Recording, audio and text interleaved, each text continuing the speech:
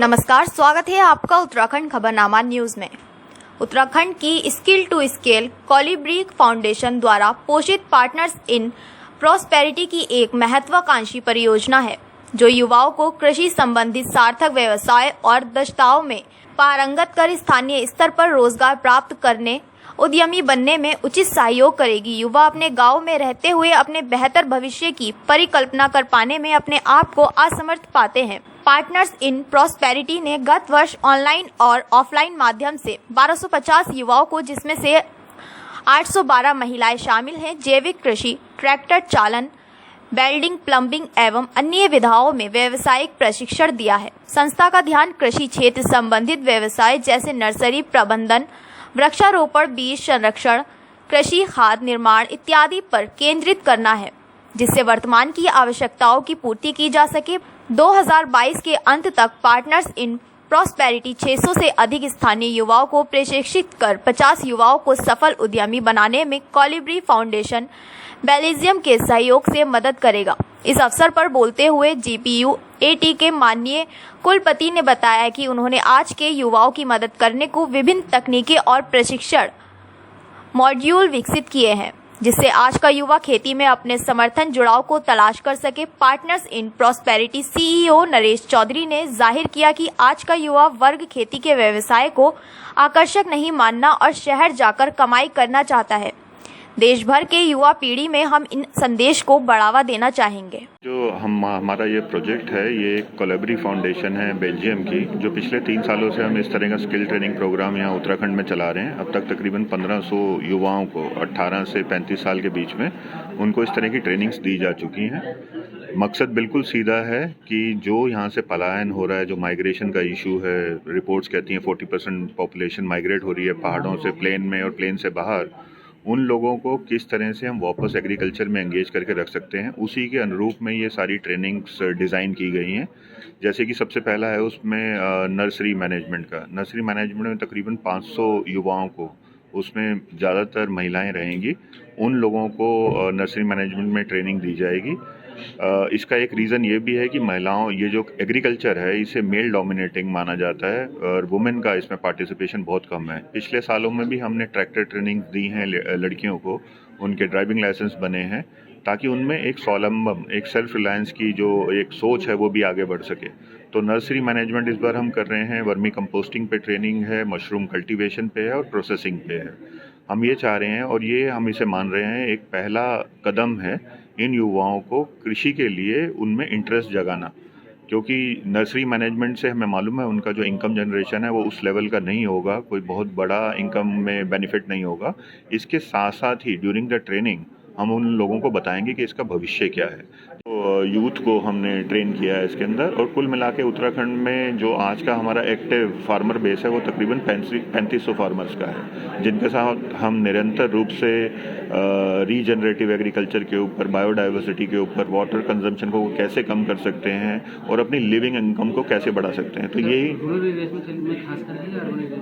ये अभी जो इस बार का जो फोकस है वो है नैनीताल डिस्ट्रिक्ट, उधम सिंह नगर, ये 2 डिस्ट्रिक्ट मेन रहेंगे। और इसके बाद अब हमारी डिस्कशंस चालू हैं पहाड़ी क्षेत्र में भी, और हम इसे कुमाऊं और दूसरे रीजन में भी आने वाले सालों में फैलाना चाहते हैं। विद्यालय में 2-3 काम होते हैं, एक तो पढ़ाया जाता है वहाँ, दूसरा विश्वविद्यालय के जो एग्रीकल्चर यूनिवर्सिटीज़ होती हैं, कृषि विश्वविद्यालय होते हैं, या उसमें रिसर्च एक मेजर पार्ट है।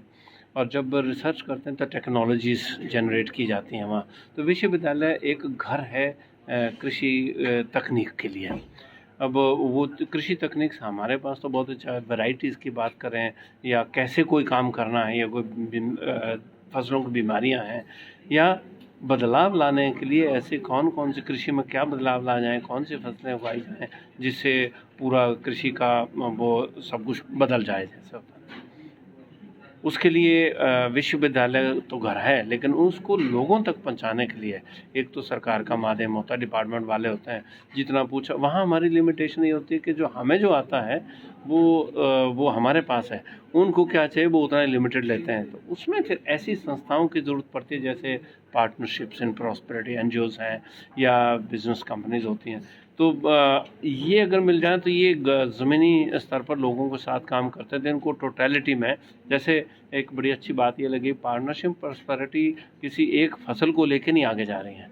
ये आदमी खोज रहे हैं, गांव के नौजवान, वो पकड़ के ला के अब उनको ट्रेन करना किस चीज़ में, खेती तो कई तो किसान के बच्चे हैं उनको क्या सिखाना, लेकिन नए भविष्य की जो खेती है, नई किस्म की खेती है जो अपना पेट भरने से हटकर पैसे कमाने के लिए की जाएगी, उसके लिए जब तक आपको विश्वविद्यालयों से तकनीक नहीं मिलेगी तो आप नहीं कर सकते बहुत अच्छी तरह से। ये उसी की ओर एक कदम है कि इनके साथ मिलके विश्वविद्यालय तकनीक देगा, ट्रेनिंग देगा, हैंड होल्डिंग करेगा, कहाँ से शुरू से लेकर एंड तक। बल्कि पहले तो ये होता था दे दी जो पैदा किया था, आपकी इच्छा है आप हल्द्वानी में बेचो या दिल्ली में बेचो, मुश्किल पड़ जाती थी।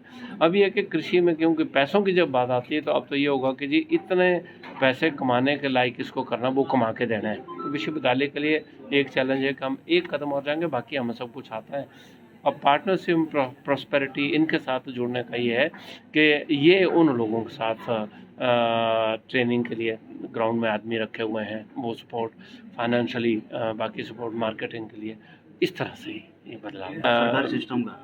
बड़ा अच्छा आपने सवाल किया। उत्तराखंड एक ऐसा स्टेट है जहाँ पर जिसको अंग्रेज़ी में एक पैराडॉक्स वर्ड यूज़ किया जाता है। यहाँ कृषि में पैराडॉक्स नज़र आता है एक ही जगह पर कि यहाँ ऐसे भी किसान इतने बड़े जो खेती के ऊपर, आपके 3 ज़िले हैं, हरिद्वार में कुछ लोग हैं, देहरादून में कुछ हैं, उधम सिंह नगर तो है ही, जहाँ पर किसानों के पास ज़मीन सैकड़ों एकड़ है, नई तकनीक प्रयोग में लाते हैं और वो करोड़ों रुपए कमाते भी हैं और बहुत अच्छी ज़िंदगी गुजार रहे हैं। और उनके तो नई जनरेशन सब अमेरिका में और कनाडा में जाके उससे भी ज़्यादा कमाने की इच्छा में वहाँ पहुँच चुकी है। यही उत्तराखंड है कि जहाँ पर पहाड़ों में जो बेचारे लोग रहते थे, खेती करते थे, अब या तो वो बिल्कुल ही अपने आप को असहाय मानते हैं कि वही मंडुआ और झिंगुरा करके पूरा नहीं हो रहा है। उनकी परेशानी आजकल ये है कि जंगली जानवर पीछे पड़ गए, या फसल ऊपर से बरसात नहीं हो रही है, फसलें ऐसी हैं कि पेट नहीं भरता, या फिर घर छोड़ के वो नीचे पलायन सबसे बड़ी समस्या है, सरकार उससे जूझ रही है। देखिए इसके कई मायने होते हैं।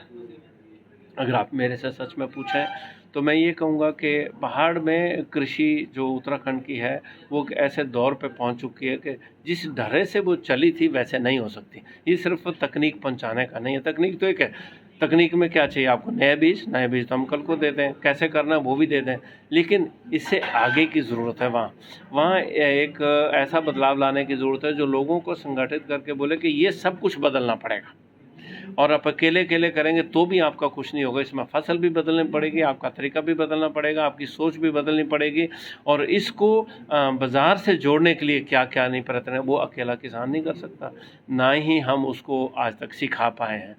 उत्तराखंड के पहाड़ की यही समस्या, तभी तो आपने देखा होगा जो वहाँ भी हैं वो बेचारे गाय और भैंस पाल के दूध बेच रहे हैं।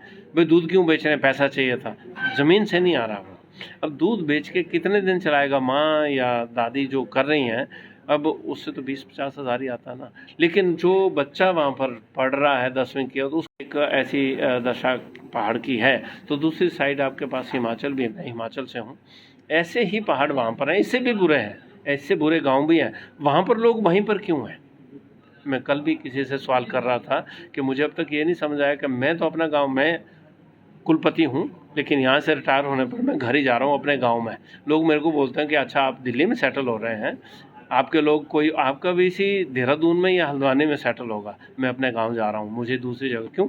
मेरा गांव में इतना अच्छा, मैं अपने शहर में भी नहीं रहना पसंद करूँगा, वहीं नज़दीक में डिस्ट्रिक्ट हेडक्वार्टर, क्योंकि हमने कुछ ऐसे मूलभूत बदलाव वहाँ लाए हैं। वहाँ हर जो छोटे किसान भी, ऐसे खेत हमारे भी इतने छोटे हैं, पैसे के लिए करते हैं सभी।